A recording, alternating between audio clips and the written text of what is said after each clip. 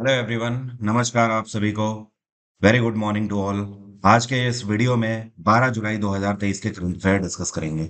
उम्मीद करता हूं तैयारी आप सभी की बिल्कुल बेझिझक बहुत अच्छे तरीके से हो रखी होगी, क्योंकि केवल 48 घंटे बचे हुए हैं। 14 तारीख से सीजीएल स्टार्ट है। मेरी तरफ से आप सभी को बहुत बहुत शुभकामनाएं। आप सभी इस बार फोड़ के आए पेपर, बहुत अच्छे से पेपर को करके आए। हर एक प्रश्न को बहुत ध्यान से पढ़ें, उसके बाद ही करें। जल्दबाजी करने की कोई जरूरत नहीं है, हर एक चीज का ध्यान रखें। और बिल्कुल लास्ट में कुछ भी नई चीजें आप पढ़ने की जरूरत आपको नहीं है। पुरानी चीजों को जितना ज्यादा आप रिवाइज करें उतना अच्छा है।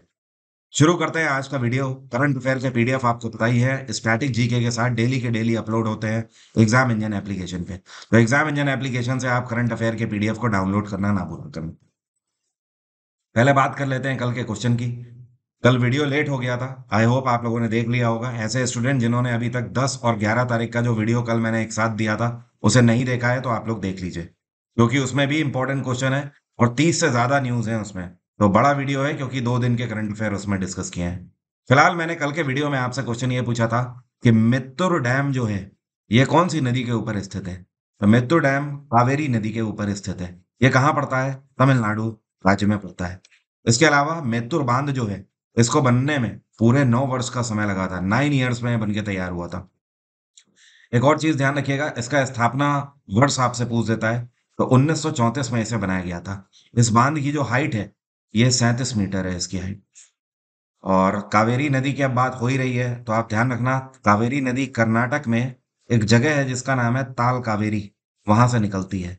और ये भारत के 2 राज्यों से होकर बस गुजरती है। एक तो कर्नाटक से ओरिजिनेट होती है, नीचे की तरफ ऐसे आएगी तमिलनाडु से होते हुए बे ऑफ बंगाल में जाकर गिर जाती है बंगाल की खाड़ी में।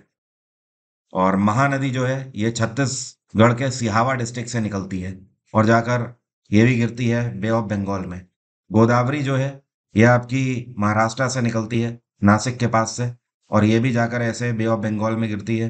कृष्णा नदी जो है ये भी आपका महाराष्ट्र से ही निकलती है और ये भी जाकर बे ऑफ बंगाल में गिरती है। अब शुरू करते हैं आज के करंट अफेयर। यह कौन सी राज्य सरकार है जिसके द्वारा प्रधानमंत्री जन आरोग्य योजना की जो धनराशि है इसका इंश्योरेंस कवर डबल कर दिया गया है? तो यह है गुजरात सरकार, भूपेंद्र पटेल की सरकार। देखिए, प्रधानमंत्री जन आरोग्य योजना जो है, जिसको आयुष्मान भारत योजना के अंतर्गत जोड़ा गया था, इस योजना के तहत ऐसे घर जो कि गरीबी रेखा के नीचे आते हैं उनको इस योजना के अंतर्गत हर वर्ष 5 लाख रुपए का इंश्योरेंस केंद्र सरकार देती है।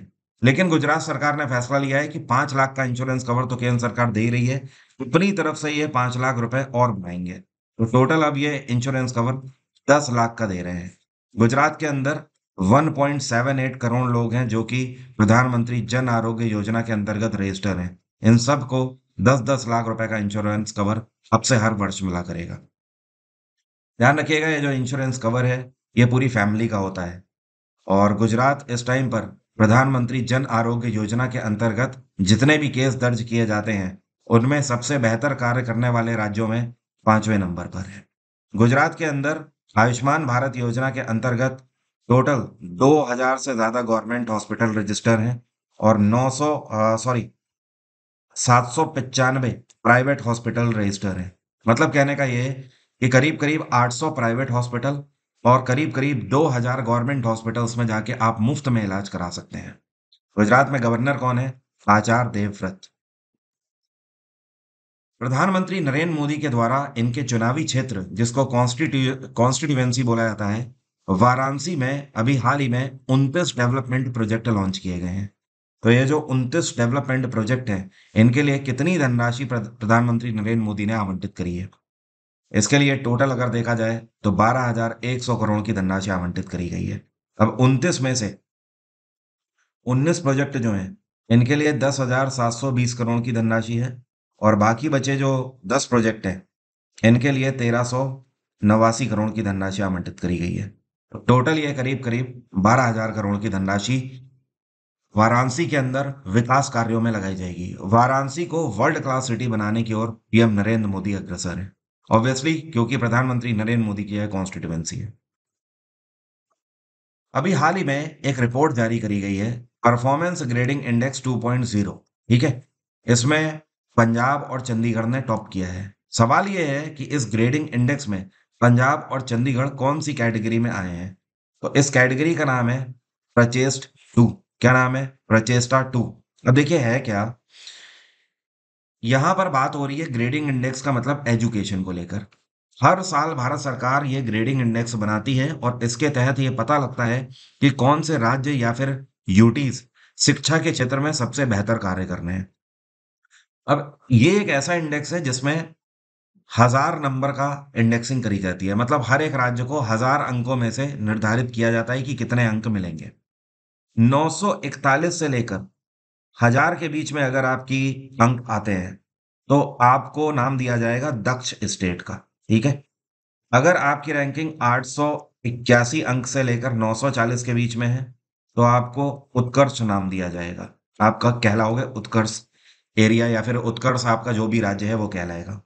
इसके अलावा अगर आपकी रैंकिंग 821 से लेकर 880 के बीच में है तो आपको अति उत्तम की कैटेगरी में रखा जाएगा। उसके नीचे अगर आप 701 से लेकर 760 अंक रिसीव करते हो इसके बीच में, तो आपको प्रचेस्ट वन की कैटेगरी में रखा जाएगा। और उसके भी नीचे अगर 641 अंकों से लेकर 700 के बीच में है आपके अंक, तो आपको प्रचेस्ट टू कैटेगरी में रखा जाएगा। अब आप ऐसे समझ लो, भारत का कोई भी ऐसा राज्य नहीं है जिसने दक्ष, उत्कर्ष, अति उत्तम या फिर प्रचेस्ट वन की कैटेगरी अचीव करी हो। इस आंकड़े के हिसाब से भारत में जो एजुकेशन का लेवल है उसको और अच्छा करने की जरूरत है। मतलब आप ये समझ लो, शुरुआत की 4 कैटेगरी में तो भारत का कोई राज्य और यूटी आया ही नहीं है। 5वीं कैटेगरी से शुरुआत हो रही है। या फिर आप ऐसे समझ लो, पंजाब और चंडीगढ़ ऐसे राज्य और यूटी हैं जिन्होंने 1000 में से मैक्सिमम 700 अंक रिसीव किए हैं। 700 के ऊपर तो किसी को मिले ही नहीं है। तो ये प्रचेस्ट टू की कैटेगरी में आए हैं। इसके बाद प्रचेस्ट थ्री की कैटेगरी में गुजरात है, महाराष्ट्र, दिल्ली हो गया, पुडुचेरी, केरल हो गए। सबसे ज्यादा राज्य उसके नीचे, प्रचेस्ट के नीचे की कैटेगरी है जिसको आकांक्षी बोलते हैं। क्या बोलते हैं? आकांक्षी। इसमें सबसे ज्यादा राज्य वैरी करना है। सबसे बुरी स्थिति रही अरुणाचल प्रदेश, मेघालय और मिजोरम की।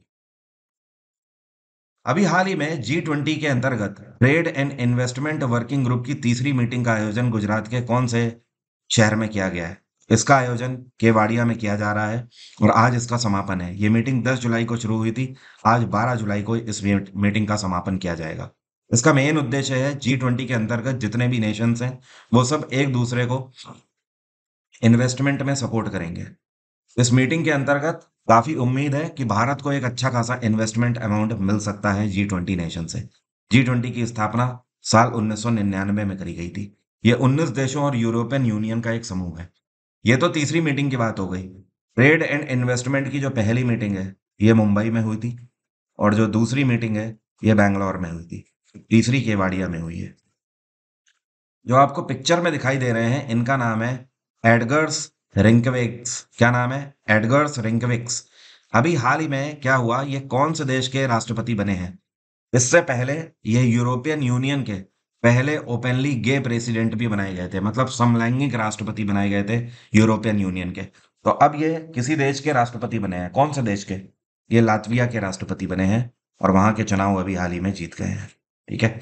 लातविया की कैपिटल क्या है? इसको बोलते हैं रीगा। क्या बोलते हैं? रीगा। अभी एक किताब जारी करी गई है। इस किताब का नाम है Vajpayee the ascent of the Hindu right 1924 to 77। ये किताब किसने लिखी है? इसको अभिषेक चौधरी के द्वारा लिखा गया है। तो अटल बिहारी वाजपेयी जो कि भारत के प्रधानमंत्री रह चुके हैं, और एक ऐसे प्रधानमंत्री जिन्होंने अपने आप में अपने कार्यकाल में बहुत बड़े बड़े माइलस्टोन सेट किए हैं, जैसे कि पोखरण न्यूक्लियर टेस्ट। इसके अलावा भी ये भारत के पहले ऐसे प्रधानमंत्री हैं, या आप बोल सकते हो पहले ऐसे व्यक्ति हैं जिन्होंने यूनाइटेड नेशन जनरल असेंबली में हिंदी में स्पीच दी थी। कारगिल वॉर के समय पर भी ये प्रधानमंत्री थे। तो इनके जन्म 1924 से लेकर 1977 तक के बीच की जो उपलब्धियां हैं वो इस किताब में अभिषेक चौधरी ने लिखी हुई हैं। इसको वॉल्यूम 1 कहा जा रहा है। तो सीधी सी बात है, इसका वॉल्यूम 2 भी लॉन्च होगा। वॉल्यूम 2 में 1977 के बाद का वाजपेयी जी का जीवन यहाँ पर बताया जाएगा। अभी हाल ही में क्या हुआ, एक अवार्ड है जिसको बोलते हैं फिलिप चैट्रियर अवार्ड। ये जो अवार्ड है ये इंटरनेशनल टेनिस फेडरेशन के द्वारा दिया जाता है। अंतरराष्ट्रीय टेनिस फेडरेशन का यह सर्वोच्च अवार्ड है, इससे बड़ा यह सम्मान देते नहीं है। तो यह अवार्ड किसको दिया गया है? तो जो आपको पिक्चर में खिलाड़ी दिख रही हैं, इनका नाम है जस्टिन हेनिन। क्या नाम है? Justin Henin. और ये कौन से देश की खिलाड़ी हैं? बेल्जियम की खिलाड़ी हैं। तो इनको इनके टेनिस में उत्कृष्ट खेल के लिए इस सम्मान से सम्मानित किया गया है। ये ओलंपिक गोल्ड मेडलिस्ट भी हैं और अपने जीवन काल में इन्होंने आज तक 7 ग्रैंड स्लैम सिंगल टाइटल जीते हुए हैं। इनका जो करियर है, ये करीब शुरू हुआ था, आप ऐसा समझ लो, आज से 10 साल पहले इनका करियर शुरू हुआ था। अभी हाल ही में कनाडा ओपन 2023 बैडमिंटन टूर्नामेंट के मेंस सिंगल टाइटल को किसने जीत लिया है? तो यह भारत की आन बान शान लक्ष्य सेन। लक्ष्य सेन ने इस बार जीता है। और लक्ष्य सेन ने जिनको हराया है, ये चाइनीज खिलाड़ी हैं ली शी फिंग। इनको फाइनल में हराया है और कनाडा ओपन 2023 अपने नाम कर लिया है। पहले ऐसे भारतीय कौन बन गए हैं जिन्होंने youth world championship men's individual junior recurve category में जीता है? तो देखिए है क्या कि अभी टोटल अगर देखा जाए तो यूथ वर्ल्ड चैंपियनशिप में भारत की तरफ से टोटल मेडल जीते गए हैं 11। कितने? 11। अब इन 11 में 6 गोल्ड मेडल भारतीयों ने जीते हैं, एक रजत पदक जीता गया है भारतीय खिलाड़ियों के द्वारा और 4 ब्रोंज मेडल जीते गए हैं। टोटल 11 मेडल भारत ने इसमें जीते हैं। नंबर 1 पे जो देश रहा है, ये साउथ कोरिया रहा है। कोरिया ने भी 11 मेडल जीते हैं, लेकिन आपको पता है गोल्ड और सिल्वर से कंसीडर किया जाता है। पहले गोल्ड, फिर सबसे ज़्यादा सिल्वर किसके पास है, फिर सबसे ज़्यादा ब्रोंज किसके पास है। तो देखिए 6 गोल्ड कोरिया ने भी जीते हैं, लेकिन इन्होंने रजत पदक भारत से ज़्यादा जीते हैं। तो इसलिए मेडल टैली में नंबर 1 पे है। बाकी नंबर ऑफ मेडल की बात करें तो दोनों देशों ने 11-11 जीते हैं। तीसरे नंबर पे अमेरिका रहा है, अमेरिका ने 10 मेडल जीते हैं। अब सवाल ये है कि पहले ऐसे भारतीय कौन बन गए हैं? तो आर्चरी के क्षेत्र में, मतलब तीरंदाजी में, जो आपको पिक्चर में खिलाड़ी दिख रहे हैं, इनका नाम है पार्थ सालुंखे। इन्होंने गोल्ड जीता है भारत के लिए। इसके अलावा भारत के और खिलाड़ी जिन्होंने गोल्ड जीता है, जैसे कि अवनीत कौर, परनीत कौर, प्रियांश और अदिति स्वामी हो गए, ऐश्वर्या शर्मा हो गई, एकता रानी हो गई, इन सभी ने गोल्ड जीते हैं। भारत ने किस देश के साथ मिलकर अभी एक ऑपरेशन ब्रॉडर स्वॉर्ड लॉन्च किया है, जो कि इलीगल ड्रग्स को, या फिर आप बोल सकते हो ड्रग ट्रैफिकिंग को रोकने का काम करेगा? तो भारत ने अमेरिका के साथ मिलकर यह ऑपरेशन लॉन्च किया है, जिसका नाम ब्रॉडर स्वॉर्ड रखा गया है। मतलब एक बड़ी तलवार, इसका नाम मतलब क्या है? बड़ी तलवार, जो कि इलीगल ड्रग्स को रोकने का काम करेगी। पिछले कुछ समय में ऐसे कई सारे केस दर्ज किए गए हैं, जिसमें भारत से ड्रग्स ट्रैफिक किया जा रहा था अमेरिका की तरफ। तो भारत से जो इलीगल ड्रग ट्रैफिकिंग हो रही थी, इसको रोकने के लिए अमेरिका के एयरपोर्ट्स में यह ऑपरेशन चलाया जा रहा है, भारत की एजेंसियों के साथ मिलकर। और पिछले कुछ समय में इस ऑपरेशन के अंतर्गत 1500 केसेस, 1500 जो कंसाइनमेंट हैं उनको चेकआउट किया गया और 1500 में से 500 के खिलाफ कार्रवाई भी करी जा चुकी है। अमेरिका में जी बिडेन की सरकार है और यूएस की कैपिटल क्या है? वॉशिंगटन। इंग्लैंड की कैपिटल लंदन, यूएई की कैपिटल अबू धाबी और रशिया की कैपिटल मॉस्को। भारत ने अभी हाल ही में सिंगापुर के साथ मिलकर पब्लिक एडमिनिस्ट्रेशन के कॉपरेशन को लेकर कितने वर्ष तक के लिए एमओयू को बढ़ा दिया है? तो अभी तक का जो करार था, ये 2023 तक का था दोनों देशों के बीच में, और इसको अगले 5 वर्षों के लिए बढ़ा दिया गया है 2028 तक के लिए।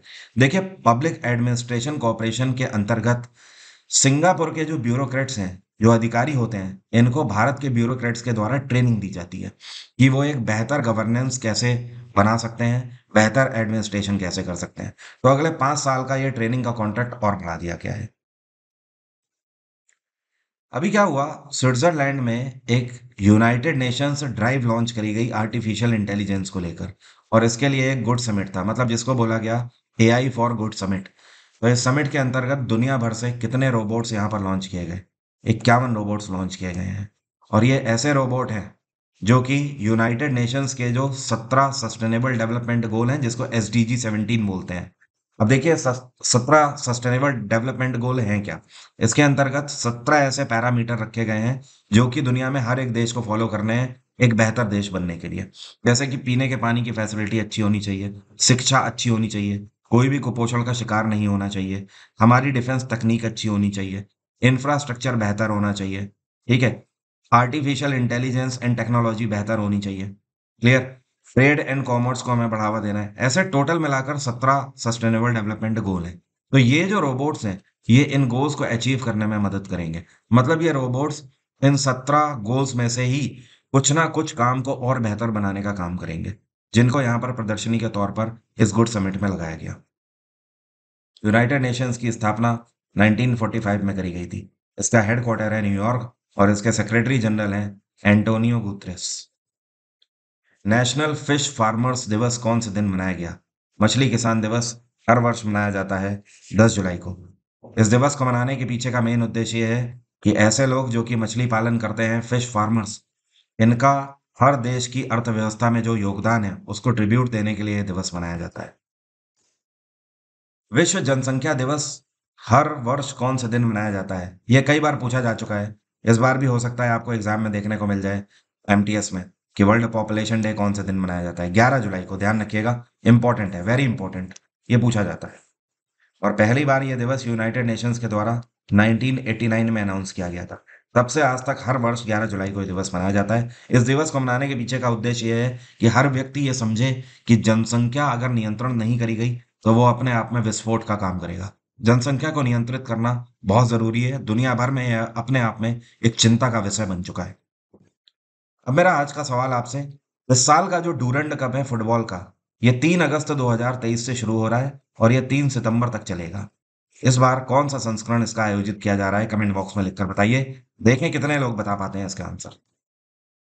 एग्जाम इंजन में आप 10% डिस्काउंट अवेल कर सकते हो हर एक बैच में। डिस्काउंट कोड आपको लगाना है वरुण10। इसकी मदद से अभी भी आप 10% हर एक बैच में डिस्काउंट अवेल कर सकते हो। 26 जुलाई से मैं बिल्कुल फ्रेश और नया बैच स्टार्ट कर रहा हूँ 2024 के सभी एसएससी एग्जाम के लिए। तो आप इसे अवेल कर सकते हो 10% डिस्काउंट पे। इसके अलावा अगर 2023 के आप किसी भी एग्जाम के लिए जा रहे हैं और आपको बिल्कुल भी वेट नहीं करना है, तो आप इस बैच को अवेल कर सकते हो। ये बैच कल की डेट में खत्म हो चुका है हर तरीके से।